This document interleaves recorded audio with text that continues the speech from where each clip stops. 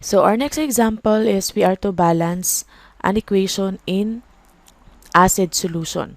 So if say acid solution, it means that your final answer is with H+. So dito sa imong final answer, dapat makakita ka dito H+. It means that that solution is already in acid solution. So an acidic condition usually implies a solution with an excess of H+ concentration, hence making the solution acidic. For example, this one. So tagaan mo og equation ngayon ani, then you are to balance it in acid solution. We have Cr2O7, 2 minus, plus HNO2 will produce Cr3 plus NO3 minus. So kining minus diri na sa taas ha. Like that. So our first step is we have to separate the half reactions. So separate nimo ang reaction ni Cr nga naay chromium, then you have to separate the equation nga naay nitrogen, oxygen, og H. So this example, this is your half reactions. Then, step 2, libangon siya balance elements other than oxygen and hydrogen. So you have to balance all the elements nga dili oxygen og hydrogen. So unsa man si chromium. So here, naa siya 2. Sa original, diri na ay 2 si chromium, pero diri wala. That's why you have to put 2 here. Okay? Mauna na siya dinhi. Then, duha na siya. Duha na kabuok. Duha na. So, okay na. However, diri, si nitrogen is usa. Si nitrogen is already 1. Because in this case, i-balance pa man nato ang mga elements other than oxygen and nitrogen. So, okay na ni siya. So, that's why diri wala na siya gibutangan. Kini na lang sa taas si chromium. The next step, okay, by the way, kung mag-balance kag mga elements other than oxygen and hydrogen, ibutang nimo diri sa tapada ang coefficient, mao man na imong balance. Mao man na imong number of atoms. So, diri kay duha man, so magbutang kag 2 din ha. Next is add water to balance oxygen, diba? That's the part na siya sa katong step na akong gihatag sa inyo last time, that you have to balance oxygen by adding water molecule. So, ganina, kung makita nimo mao pa ni. Unya, naman kay oxygen diri, so kinahanglan man nato i-balance si oxygen, so magbutang taog water molecule sa side nga walay oxygen. So that's why in this case diri siya nagbutang og water molecule kay ang original ganina na diri si oxygen nya diri walay oxygen. So diri ka magbutang og water molecule. So again, you will put the water molecule sa side nga walay oxygen. So kung pila pud ka buok oxygen nga naa diri, mao na number of water molecule nga imong ibutang. For example, this case, we have 7 oxygen.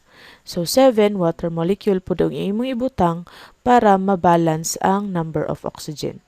So, 7 oxygen, 7 water molecule, it means also 7 oxygen. Kay, mura man siya nimog, kini nga coefficient diri, mura man nimog i-multiply din he. Ana. Muraragod po na siya sa inyong mathematics before nga kung moingon kag 2xy, it means there are 2x and 2y. So, 7 man ka-oxygen, so you have to put 7 water molecule. Nandiri sa side, kung makita ninyo ganina, ang oxygen na po diri, so diri na po ka mag-add og water molecule. So, tanawan ninyo. So, diri siya nag-add og water molecule.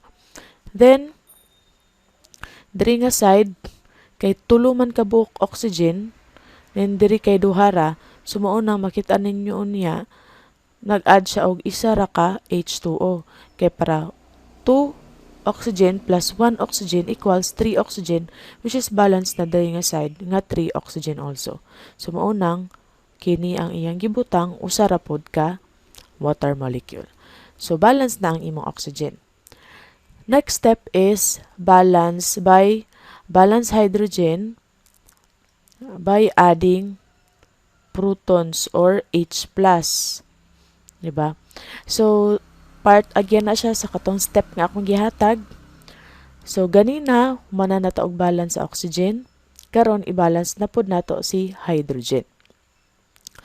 So, before ta mo ari dinhi, which is mo na ni siya ang answer, tan-aw nato ni, pag human mo balance og oxygen, i-balance nimo si hydrogen by adding H+. So, diri makita nimo na ay hydrogen, diri wala. So, pila man kabuk hydrogen ang naa diri? You have 14, means 7 times 2. Okay? 7 times 2, you have 14 hydrogen. So, ang imo ibutang, magbutang ka og H+, diri sa side nga walay hydrogen. So, 14 man ang butang dito, butangan po na nimo og 14. Diba? Kaingan man siya, to balance hydrogen, you have to add H+. Okay? So, next diri, ang hydrogen na po, naa na po diri nga side. Makita nimo na ay duha dinhi ka hydrogen, na ay isa dinhi. So, bali, tulo ang imong gikinahanglan, then you have to put plus 3 H+. So, take note ha, tanawan na to sa next slide. So, ayan, makita nimo, nagbutang na dahil siya og 14H+, like sa atong gibutang diri, then nagbutang po siya diri nga side og 3H+. So, naara siya. So, by that, balance na ang atong hydrogen. Next. So, next is we have to balance the charge of the equation. Okay, charge of the equation by adding electrons. Just like what we did on our first example sa neutral solution. So, before that, this is already the answer. So, before that, explain ako nganong mauna answer. So, let's go back here. Ang first thing nyo buhaton is you have to count pilay mga charges dinhi sa reactant o pila po diri sa product na side. So, diri sa reactant, we have, ang charge is, ang 14 plus na diri, then diri is 2 minus. Pero diri sa product, you only have 3 plus. So, para ma-3 plus po dinhi, kikinahanglan man nato ni siya i-balance. Atom na siyang i-balance kung unsang pinakagamay nga charge, which is, no, that's not 3 plus, that's 6 plus. Ako, sana siyang i-reason ha. Okay. So, that is 6 plus because that's 2 times 3.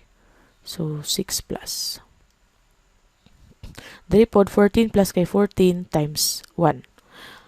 So, para ma 6 plus po din nga side, so kay 6 plus man diri, so that's 14 minus 2, so that is positive 12. So, butangan nato siya diri og, ada nato siya og 6 electrons. So, by that, nahimo na siyang 14 minus 2 equals 12 minus 6 equals positive 6 or 6 plus. That's why 6 plus po diri, so balance na ni siya nga equation. Next is kini. Diri is we have 0. Diri pod is 0. Dinhi naatay 3 plus. Okay, so we have 3 plus. Then diri we have, that's negative, so siya. So, dinhi kay 3 minus 1, so that's 2. And therefore, plusa nato dinhi og plus 2 man ni dinhi. Then, diri kay 0 man. So, para ma-0 po ni siya, ada nato siya og 2 electrons. So, let's see. Okay, so mauna ni siya answer. Mauna itong gibuhat dinhi. Ang answer is nag-add ta diri og 6 electrons. Then, sa second equation, we add 2 electrons. So, ayan. 6 electrons and 2 electrons. So, balance na siya. The next step is, scale the reaction so that the electrons are equal. What do you mean by scale? Meaning, dapat parihao na to ang number of electrons diri sa number of electrons diri. So, saan gali ito? Just like what we did yesterday sa neutral, i-multiplyan nato siya og number nga makabalance nilang duha. So, in this case, para kay 6 man diri, so dapat 6 po dinhi. So, ang multiplyan nato ni siya og 3 para ma 6 electrons ni, then kini multiplyan na lang nato siya og 1. Okay? We'll put number 1. So, in that case, kini siya as is, kay 1 naman na itong gi-multiply, pero kini siya, kay gi-multiply na ito og 3, we will distribute kining 3 tagsa nila dinhi. Okay? So, kana siya. So, ang mahitabuan ni, may mo na siyang 3HNO2 plus 3 moles of water will now produce 9H plus. Then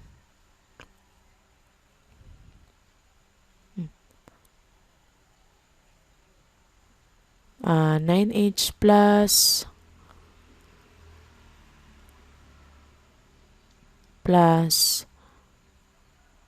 3NO3 minus plus 6 electrons. Okay. Let me check. 3.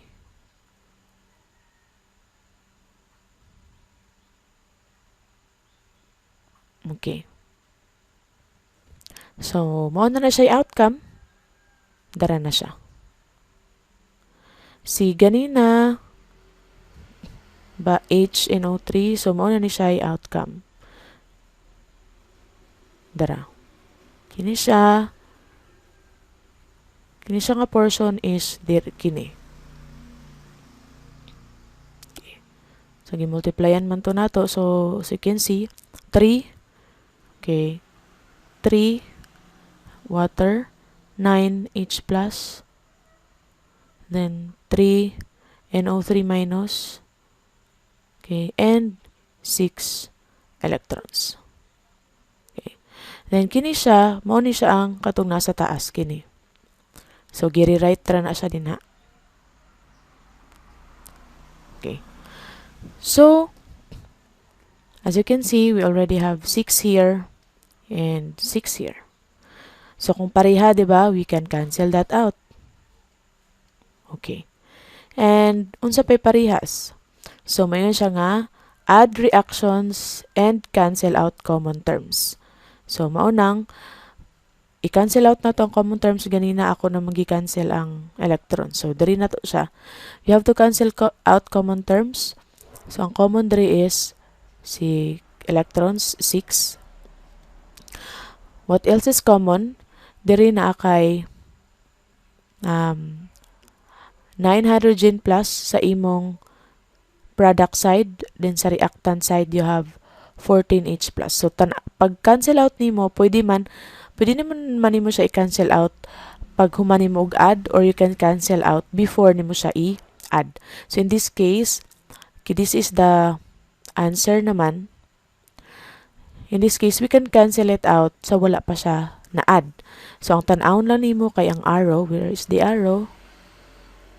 Dara. So, mo ni siyang arrow dari nga equation. Kini siya ang arrow dari nga equation. So, ang tan-awon nimo, kini siya, mao man ni imong i-add together. And kini po siya, mao ni imong i-add together for the product side.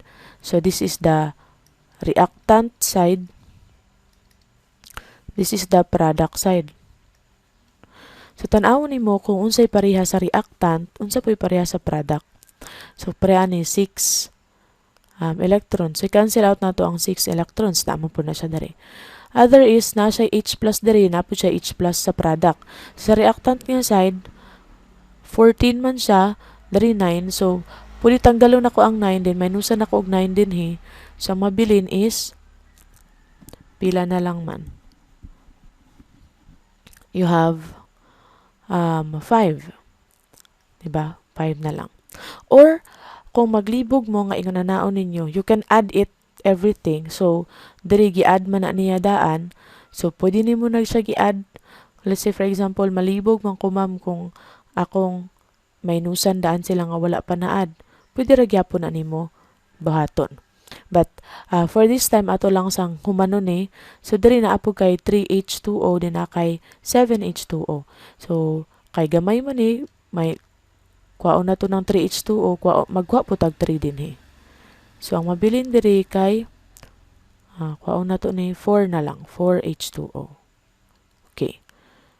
So, then, ayha ni mo isulat kung unsa nilay nabilin. So, ang nabilin diri kini, 3HNO2, 5H plus og si Cr2O7 2 minus. Diri si 3NO3 minus to si og si 2Cr3 plus og si 4 hydrogen, 4 water molecule.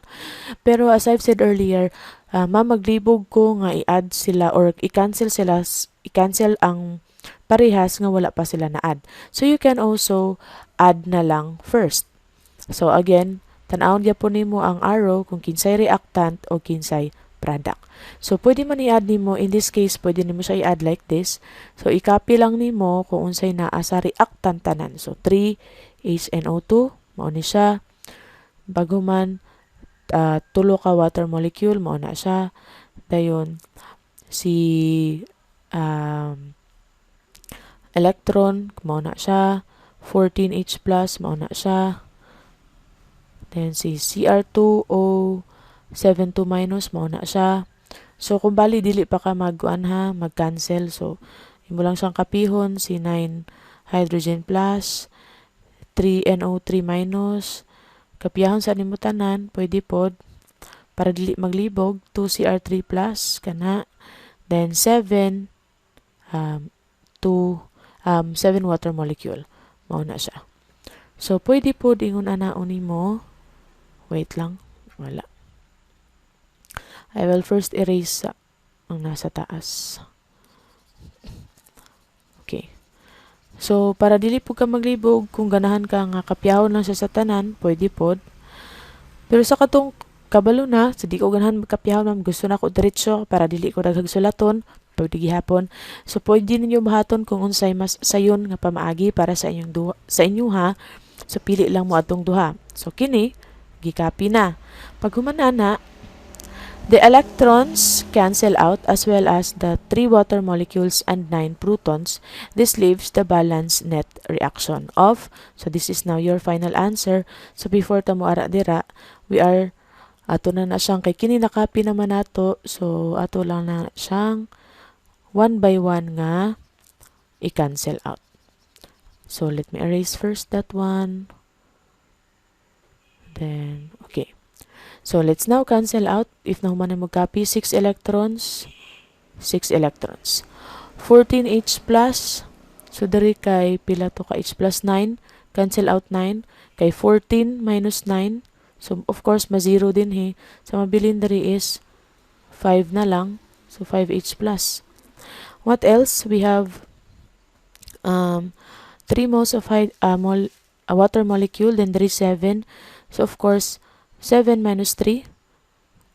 So, kung unsay mas dako, mo ato ipabilinan, cancel out si 3, kini kay 4 nalay mabilin. Okay. So, ang final answer is, mo na siya. So, parihan no. Okay. Kana, kini, o kini nalay nabilin sa reactant, and sa product, kini na lang sila. So, now, this is your final answer. As you can see, you have 5 moles of hydrogen plus, which makes your solution acidic. Okay. So, kung maingon ganig in an acidic solution, ang outcome nimo is na ay H+. So, acidic solution na siya.